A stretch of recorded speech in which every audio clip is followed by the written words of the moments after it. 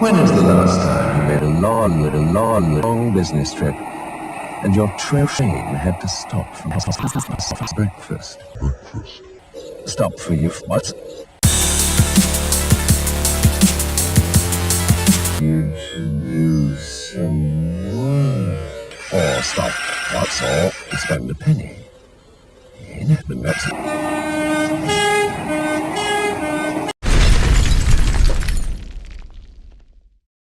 Non.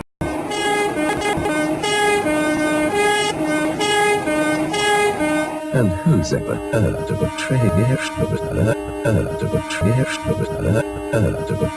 jjaaj? See your dealer, boys.